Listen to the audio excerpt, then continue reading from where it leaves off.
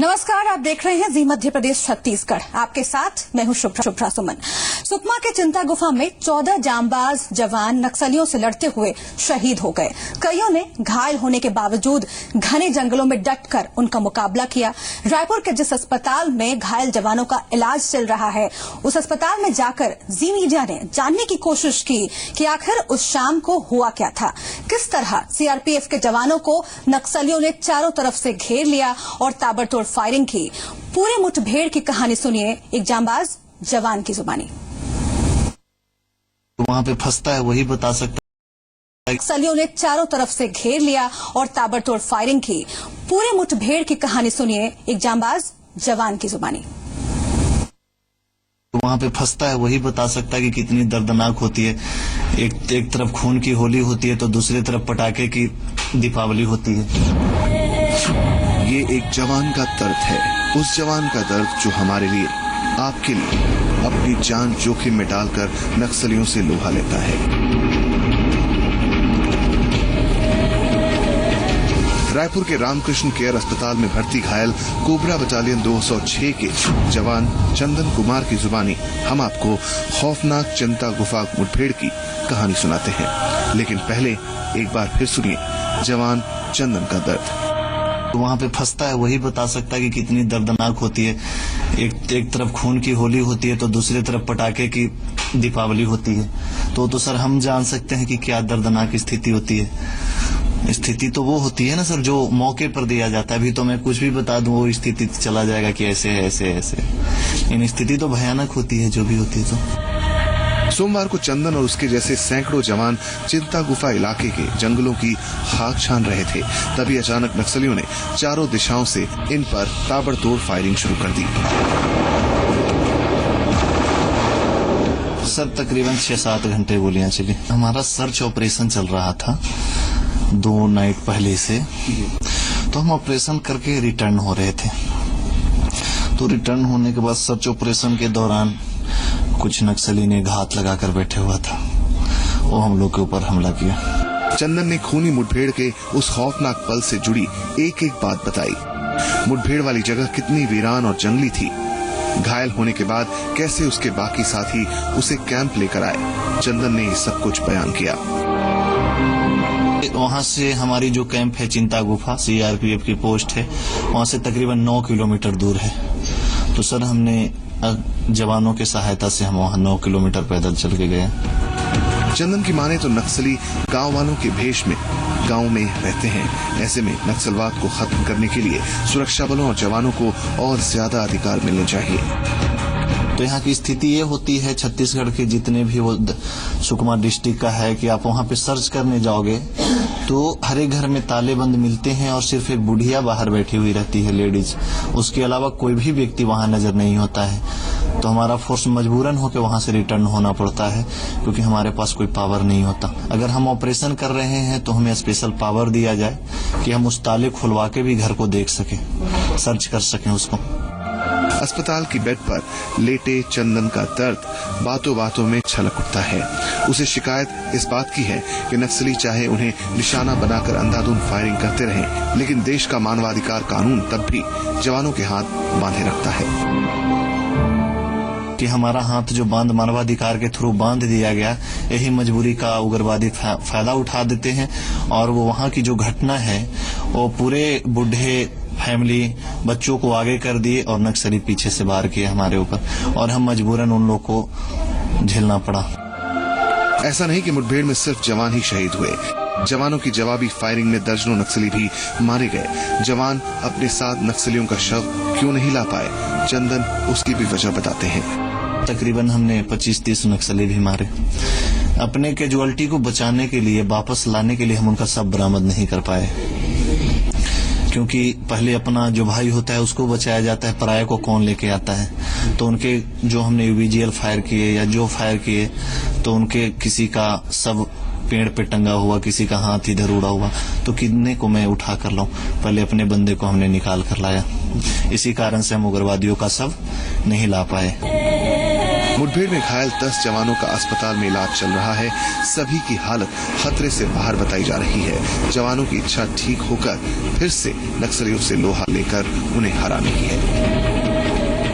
हमारे जवान बहुत ही बहादुरी के साथ वहां पर नक्सलियों का मुठभेड़ में सामना किए, लेकिन ये सवाल जरूर उठता है कि शासन या प्रशासन का जो खुफिया तंत्र है उस पर नक्सलियों का खुफिया तंत्र कभी न कभी हमेशा भारी पड़ता है। कैमरामैन राकेश के साथ कन्हैया शुक्ला, जी मीडिया, रायपुर।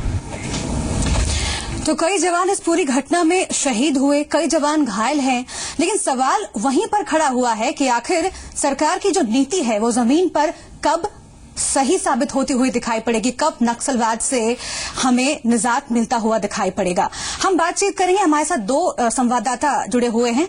सुकमा से रवि नामदेव हमारे साथ हैं और साथ ही रायपुर से कन्हैया शुक्ला हमारे साथ जुड़े हैं। सबसे पहले हम रवि के पास चलेंगे। रवि, जमीनी स्तर पर अगर हम हालात की बात करें, क्या कुछ आप देख पाते हैं वहां पर? क्योंकि संसद में जब बयान देते हैं गृह मंत्री राजनाथ सिंह, वो कहते हैं कि सरकार की नीतियों की वजह से नक्सलवाद में कमी आई है, हमले घटे हैं, लेकिन फिर कोई ऐसी घटना हो जाती है जिसके बाद नए सिरे से सोचने पर मजबूर होना पड़ता है। देखिए, सबसे पहले मैं आपको ये बता दूं कि 1 तारीख से 8 तारीख तक नक्सलियों ने सप्ताह मनाने का ऐलान किया है और इस दौरान यहाँ पर जो असर दिख रहा है बंद का, वो छुटपुट असर उसका कहा जा सकता है। मैं जिस जगह पर अभी खड़ा हूँ वहाँ पर भी थोड़ा बहुत उनके बंद के आह्वान का असर है। आप देख सकते हैं कि मेरे बगल में जो दुकानें जो है वो आधी खुली भी हैं और आधी दुकानें जो है वो बंद है। कुछ में शटरों में ताले खुले नहीं है, लेकिन कुछ दुकानें जो है वो चल रही है। लेकिन मैं आपको बता दूं कि उस बंद का असर पहले जिस तरह हुआ करता था, आज वो स्थिति नहीं है। काफी लोग जो है वो जागरूक हो गए हैं और जिस तरह से ये घटना किए जा रहे हैं, जिस तरह से हिंसा कर रहे हैं और लगातार जो शहीद हो रहे हैं जवान, उससे काफी आक्रोशित है लोग जो है। और जिस तरह से ये खून की होली खेल रहे हैं, उससे इनके जो समर्थक हैं, इनके जो चाहने वाले हैं, गांव वाले भी अब जो है उनके खिलाफ उठने लगे हैं, उनके खिलाफ खड़े होने वाले हैं। सूचना तंत्र अब उनका कमजोर होने लगा है, एक तरह से ये कहा जाए। लेकिन वहीं पर सरकार का जो सूचना तंत्र है वो कहीं न कहीं कमजोर है, जिसकी वजह से इस तरह की घटना को वो अंजाम दे पाने में सफल होते हैं। जैसे कि जो घटना चिंता गुफा में हुई है, वो उस घटना को रोका जा सकता था, क्योंकि ये वही जगह है जहां पर 6 जवान और घायल हुए थे। इससे पहले भी वहां पर घटना हुई थी, हेलीकॉप्टर पर गोली दागी गई थी, हेलीकॉप्टर ले जाते समय भी वहां पर जवानों को गोली लगी थी, घायल हुए थे जवान। तो उस जगह पे बार बार ये घटना हो रही थी, जो 10 किलोमीटर है कैंप से 10 किलोमीटर चिंता गुफा जो कैंप है वहां से 10 किलोमीटर सीआरपीएफ के जवान जो है वो बैठे हुए थे। उनका वहां पर एक हेलीकॉप्टर आने वाला था जिसका इंतजार किया जा था और उस समय थोड़ी सी चूक उनसे हुई है, जिसकी वजह से चारों तरफ से वो घेर लिए गए और घेरने के बाद वहां से फायरिंग शुरू हो गई है। तो वहां पर हालांकि 120 और 130 जवान वहां पर थे, नक्सलियों की संख्या काफी कम थी, लेकिन जिस तरह से वहां पर खून की होली खेली गई वो काफी निंदनीय है। बिल्कुल, इस एक जगह की अगर बात करें, यहाँ पर कई वारदातें ऐसी सामने आती रही हैं और जानकारी के तंत्र की बात कर रहे हैं आप, जो कि नाकाम साबित होता दिखाई देता है सरकार की तरफ से। हम रायपुर का रुख करेंगे, कन्हैया हमारे साथ जुड़े हुए हैं। कन्हैया, जो जवान हैं, जो घायल हैं अभी, उनकी आप बीती भी सुनी हमने, जिस तरीके से उन्होंने अपनी नाराजगी जताई वो भी हमने देखी। क्या स्थिति है अभी उनकी और क्या कह पा रहे हैं?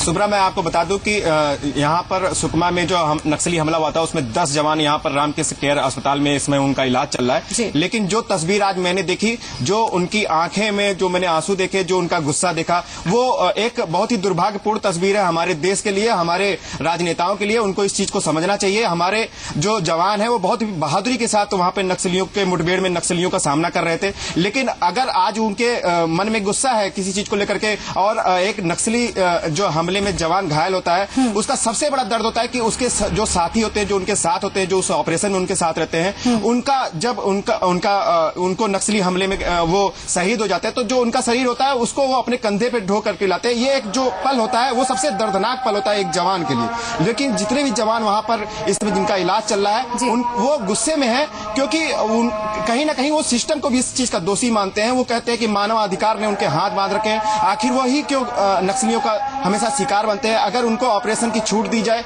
और अगर उनको और पावर दिया जाए तो शायद नक्सल जो है वो जड़ से समाप्त किया जा सकता है। लेकिन जो सरकार है, चाहे कोई भी नक्सली अगर घटना, कोई बड़ी घटना हो जाती है, उसके बाद चाहे देश के केंद्रीय मंत्री हो, चाहे वो आपके राज्य के मुख्यमंत्री हो, उनके बड़े बड़े बयान आते हैं। आपको पिछली बार याद होगा कि केंद्र सरकार के जब वहां पे कांग्रेस की सरकार थी तो नक्सली जो घटना हुई तो जब गृह मंत्री यहाँ छत्तीसगढ़ आए थे तो उन्होंने कहा था कि नक्सली डरे हुए हैं। अगर आप सोचिए कि ये इतनी बड़ी घटना को अंजाम दे रहे हैं तो क्या अगर नक्सली डर करके ये इतनी बड़ी घटना को अंजाम देते हैं? ये सबसे बड़ा सवाल खड़ा होता है। जी बिल्कुल। कन्हैया, आपने उन जवानों से बात की, कन्हैया आपने उन जवानों से बात की। मानवाधिकार की अगर हम बात करें, इस कानून की अगर हम बात करें, इस पर पहले भी बात होती आई है।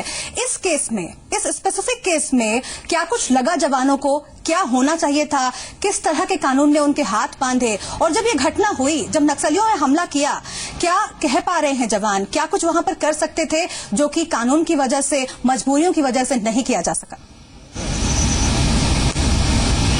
सुब्रा, मैं बता दूं कि नक्सल जो प्रभावित इलाके हैं जहां पर सीआरपीएफ के जवान लगे हैं, उनको ऑपरेशन करने की छूट नहीं है। वो यहां के डीएफ जो डिस्ट्रिक्ट फोर्सेज है उनके साथ संयुक्त कार्रवाई करेंगे। इसके बाद वो उनकी सर्चिंग अभियान में उनके साथ जाएंगे।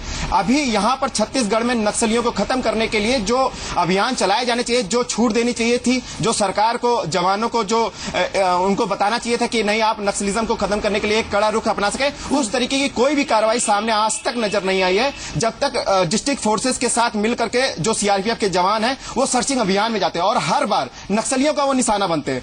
इतनी बड़ी घटना होने के बाद जब जवान अपने जो उनके साथ जो काम करते थे, जो शहीद हुए हैं, उनको देख करके क्यों नहीं उनके मन में गुस्सा आएगा? और सच बात यह है कि जो मानवाधिकार है, जो हर बार अगर किसी वहां के गांव के लोगों की अगर उत्पीड़न की बात सामने आती है कि सीआरपीएफ के जवानों ने गांव के लोगों का उत्पीड़न किया है या मारने की बात आती है, तो हमेशा मानवाधिकार जो है सामने खड़ा होता दिखाई देता है। लेकिन जवानों को सबसे बड़ा दुख यही है और इसी जवान ने यही बात बताई कि मानवाधिकार ने इन जवानों के हाथ बांध रखे हैं। ये बड़ा सवाल है, ये बड़ा सवाल है जिस पर आगे चर्चा होगी और खासकर इस घटना के बाद तो चर्चा और ज्यादा तेज हो गई है और सरकार को इस दिशा में सोचना भी पड़ेगा। हम फिर से एक बार सुकमा का रुख करेंगे। हमारे साथ रवि नामदेव जुड़े हुए हैं। रवि, आपने जिक्र किया था सूचना तंत्र के बारे में, जानकारी नहीं मिल पाती है और इसीलिए घात लगाकर जो नक्सली हैं वो ऐसे घटनाओं को अंजाम देते हैं। क्या कुछ वहां पर आपने देखा? किस तरीके से सूचना तंत्र जो है फेल होता नजर आता है?